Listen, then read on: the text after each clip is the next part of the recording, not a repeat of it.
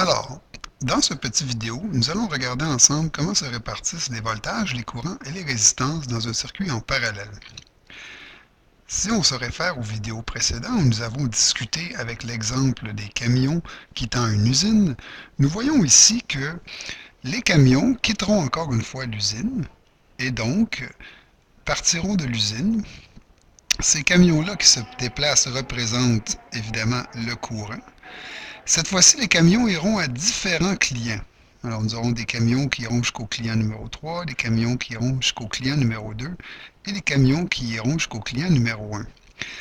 Après le départ des camions de l'usine, chaque série de camions s'en vont chez différents clients et à la fin, tout le monde revient à l'usine. Donc, nous pouvons dire que, puisque les camions représentent le courant, nous pouvons dire que le courant total, donc les camions du départ, vont se diviser dans les trois branches du circuit. C'est donc dire que le courant total représente la somme des trois courants. Donc, si on part avec, je ne sais pas moi, 4 camions de l'usine, comme l'exemple présente ici, eh bien, si deux camions qui s'en vont chez le client numéro 1, il en reste donc 2 pour le reste du circuit. S'il y a un camion qui va chez le client numéro 2, il reste encore un camion qui ira chez le client numéro 3. Les camions ne passant qu'à un seul client vont donc y laisser toutes leurs marchandises. Alors, si ici on parle de 12 boîtes par client, eh bien, c'est ce que nous aurons. Alors, chaque camion partant de l'usine laissera 12 boîtes sur son chemin. Alors, on perd 12 boîtes ici et on revient à l'usine. Les autres camions vont passer ici, 12 boîtes, et on revient à l'usine, et celui-ci passe ici, 12 boîtes, et on revient à l'usine. C'est donc dire que les camions reçoivent 12 boîtes au départ, et ils doivent tous perdre leur cargaison chez leurs clients. Puisqu'ils vont tous chez un seul client, nous pouvons dire que la quantité totale de boîtes est la même qui est laissée pour chacun des clients. Donc, U1 égale U2 égale U3. La différence de potentiel que l'on retrouve est la même pour chacun des éléments du circuit.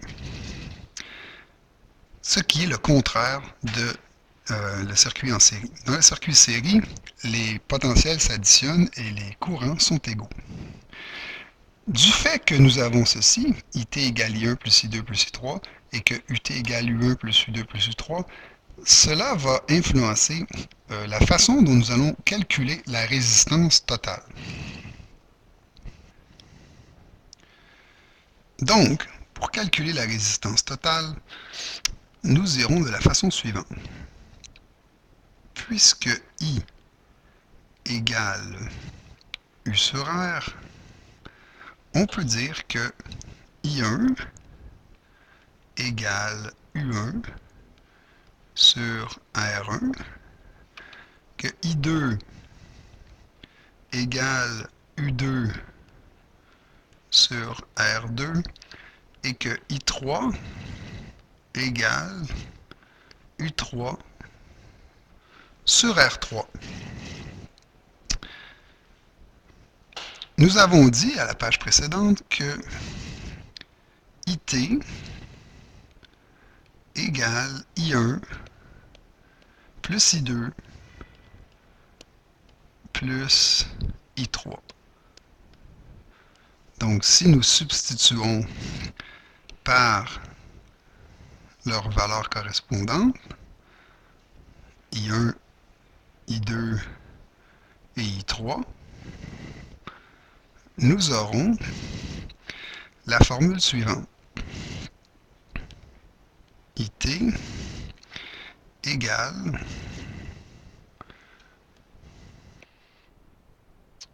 nous aurons donc IT égale U1 sur R1 plus U2 sur R2 plus U3 sur R3. Mais nous avons aussi dit que, à la page précédente, que UT était égal à U1, était égal à U2, était aussi égal à U3.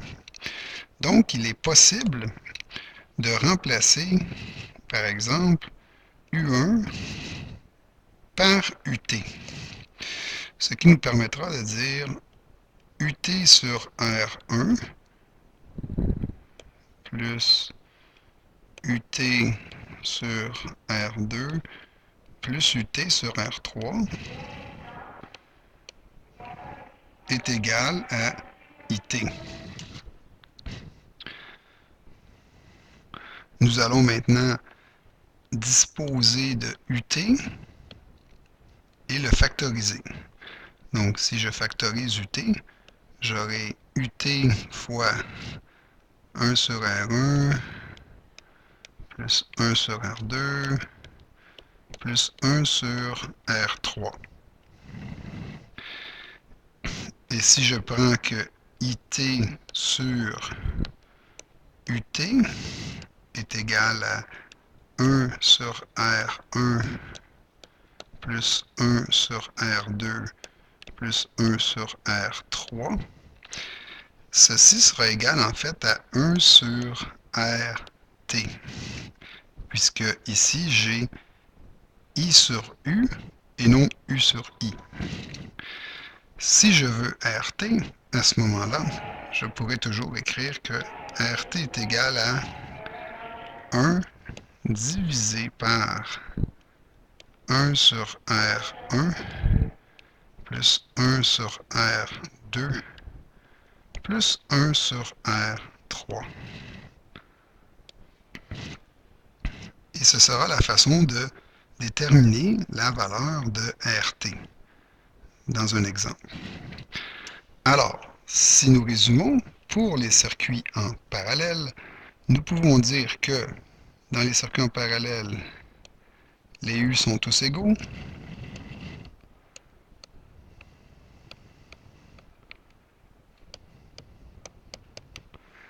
que les courants s'additionnent,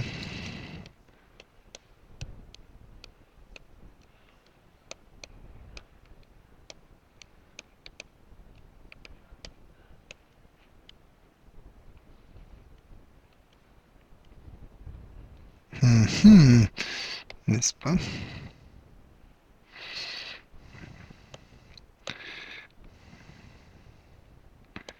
Et que finalement, la résistance totale est égale à 1 divisé par 1 sur R1 plus 1 sur R2 plus 1 sur R3.